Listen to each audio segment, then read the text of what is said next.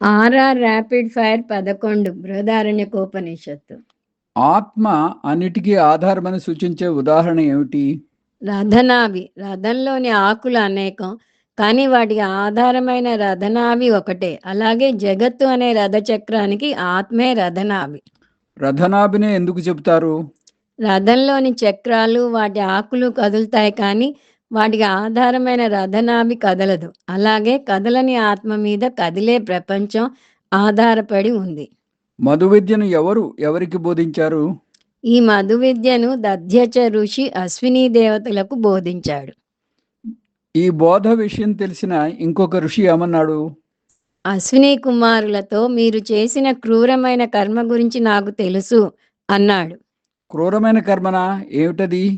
వారు దధ్యచ ఋషి తల తీసి గుర్రం తల పెట్టారు. మళ్ళీ గురువు తల వెనక్కి పెట్టారు. విద్య నేర్చుకోవడానికి గుర్రం తల పెట్టడం ఎందుకు? దధ్యచ ఋషికి ఒక శాపం ఉంది. ఈ విద్యను నేర్పించిన దేవేంద్రుడు అతను ఎవరికైనా బోధిస్తే తల నరుకుతానన్నాడు. అందుకని గుర్రం తల పెట్టి ఆ తల నరికి మళ్ళీ అతని తల వెనక్కి పెట్టారు. దధ్యచ ఋషి సాహసం ఇంకా ఎక్కువ అని ఎందుకంటారు? చిన్న ఆపరేషనే ప్రాణహాని కలగజేయవచ్చునంటారు కదా, అలాంటిది తల తీయించుకుని ఇంకో తల పెట్టించుకోవడం మామూలు విషయమా? గురు శిష్యులు ఇంత సాహసం ఎందుకు చేశారు?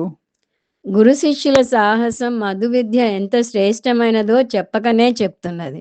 మధు విద్య మామూలు విద్య కాదు. ఈ కర్మ చూసిన ఋషి స్పందన ఏమిటి?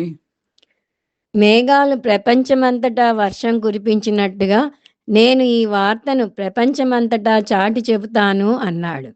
దధ్యచ ఋషి బోధించిన 2 రకాల మధు విద్య ఏమిటి?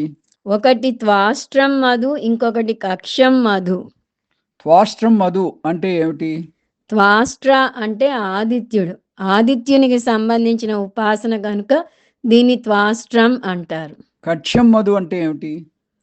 కక్షం మధు అంటే మధు బ్రాహ్మణంలో చూసిన మధు విద్య.